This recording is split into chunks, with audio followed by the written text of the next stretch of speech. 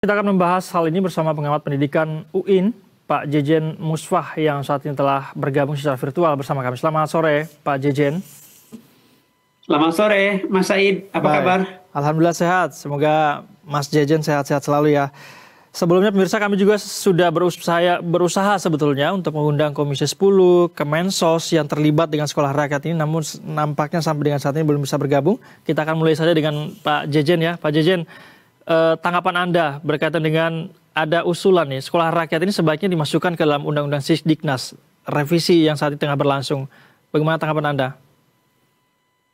Baik, Mas Said. Jadi di pemerintahan Prabowo Gibran ini, kita tahu bersama bahwa di samping sekolah rakyat ada juga sekolah Garuda. Kemudian di saat yang bersamaan, Mas Said, itu Mahkamah Konstitusi juga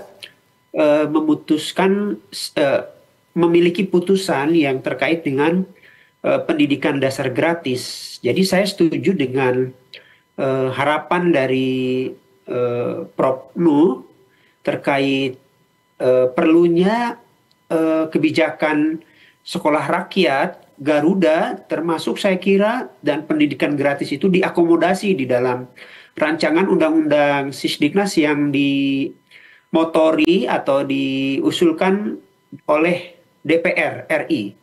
Jadi ini sebuah jaminan bahwa apa yang dilakukan oleh Prabowo itu punya payung hukum, dan ini sangat penting dalam konteks tata negara kita, Mas Said. Baik, menurut Anda apa pertimbangan yang sangat mendesak begitu sehingga kemudian sekolah rakyat ini sebaiknya dimasukkan dalam revisi Undang-Undang Sisdiknas kita, Pak Jejen?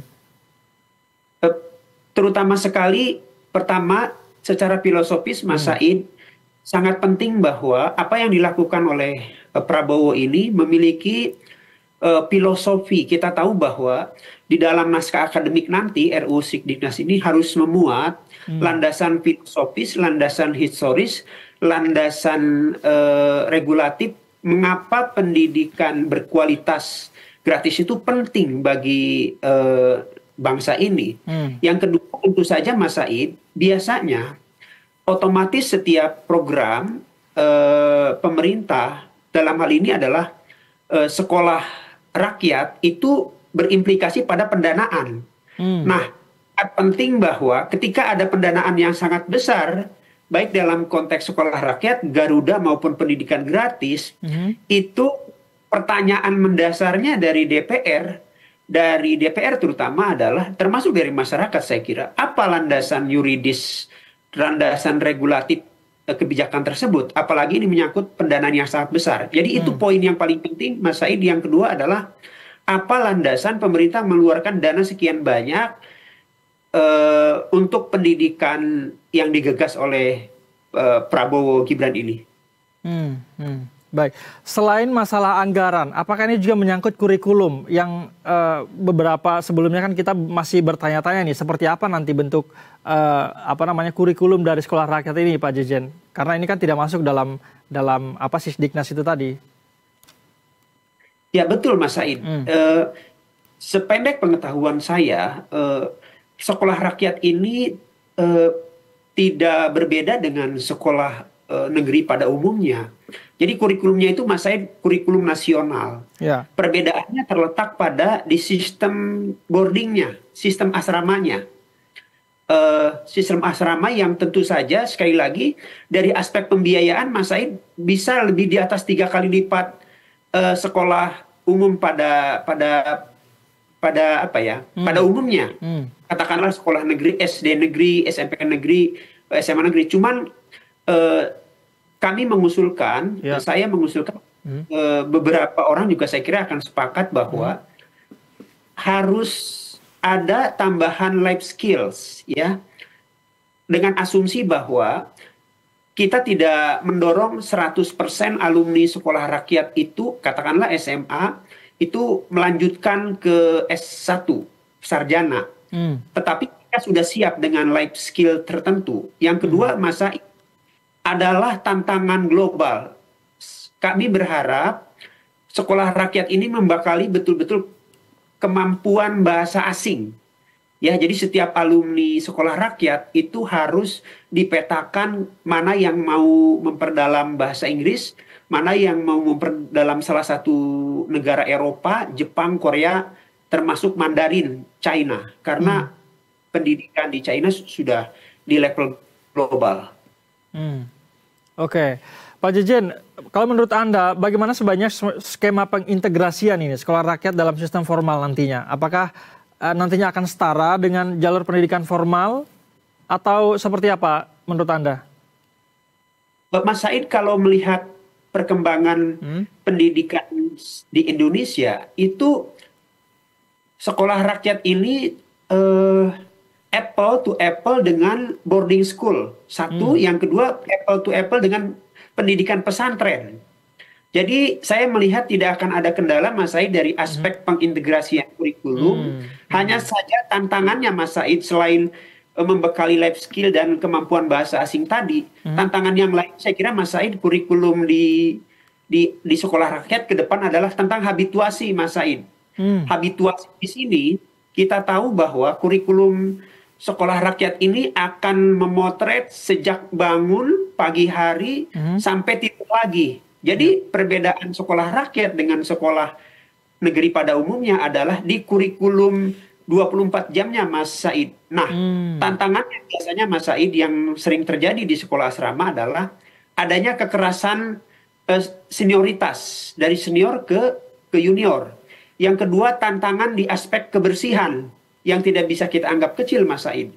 Bagaimana memastikan bahwa anak-anak memiliki habituasi kebiasaan hidup bersih sehingga tidak ada penyakit kulit yang biasanya dihadapi oleh sekolah berasrama atau pesantren pada umumnya. Saya kira paling tidak dua itu tantangannya yang harus diantisipasi Mas Said. Oke. Pak Jejen, bagaimana kemudian untuk menjamin kualitas dan akuntabilitas sekolah rakyat jika ia nantinya mendapat legitimasi hukum menurut Anda? Nah ini kembali lagi pertama kepada kepala sekolah ya yang kita tahu bersama dilakukan retreat ya Mas Said. Ini luar biasa memastikan bahwa setiap kepala sekolah di 100 titik itu betul-betul punya framework, punya mindset yang sama tujuan sekolah rakyat ini, dan tentu saja memastikannya itu selain dengan sistem yang terbuka, manajemen terbuka Mas Said, yang paling terutama adalah integritas Mas Said. Kita harapkan para pimpinan sekolah rakyat ini adalah orang-orang pilihan yang tidak saja kompeten secara akademis, menguasai tentang kepemimpinan, pembelajaran, tetapi juga yang paling utama adalah integritas, di mana mereka bisa mempertanggungjawabkan uang atau dana yang dititipkan kepada mereka. Baik, Pak Jejen, kalau kita melihat sekolah rakyat ini kan awalnya program ini ditujukan untuk masyarakat miskin dan dengan sangat miskin begitu ya. Nah, di saat yang sama MK juga baru saja mengeluarkan putusan bahwa sekolah swasta, sekolah negeri ini gratis begitu. Ini tentu tujuannya juga agar menyasar masyarakat miskin begitu. Nah, apakah tidak akan ada tumpang tindih di sana di sekolah rakyat gratis untuk masyarakat miskin, kemudian SD, SMP swasta dan negeri juga gratis. Itu bagaimana kita bisa membedakan kedua lembaga sekolah ini menurut Anda?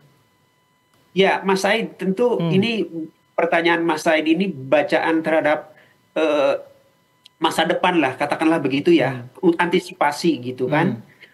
Perbedaan yang paling jelas adalah pertama Mas Said, kalau di sekolah negeri itu gratis, tetapi tidak 100% mereka itu dari kalangan miskin atau miskin ekstrim. Sekolah negeri bahkan mungkin sebagiannya atau seperempatnya itu dari kalangan ekonomi mampu, bahkan mungkin elit ya, kelas atas. Tetapi yang kita harapkan sekolah rakyat ini betul-betul merupakan anak-anak atau siswa-siswa dari keluarga miskin atau miskin ekstrim, supaya ada distingsi, ada perbedaan dengan sekolah negeri tadi. Memang menjadi pertanyaan kita, sekolah negeri ini gratis, tetapi di dalamnya itu dimasuki siswa-siswi dari kalangan menengah bahkan atas. Baik. Jadi harapannya agar sekolah rakyat ini nanti ada semacam segmentasi khusus gitu ya bagi masyarakat miskin dan sangat miskin tadi, sehingga ini membedakan dengan sekolah negeri yang pada umumnya mungkin bisa semua dari kalangan. Baik Pak Jejen, sayang sekali waktu kita terbatas, diskusi kita menarik. Terima kasih banyak atas insight yang diberikan kepada kami di Berita Satu Sore, Pak Jejen, pengamat pendidikan UIN. Selamat sore Pak Jejen Mustafa. Baik. Makasih Mas Said.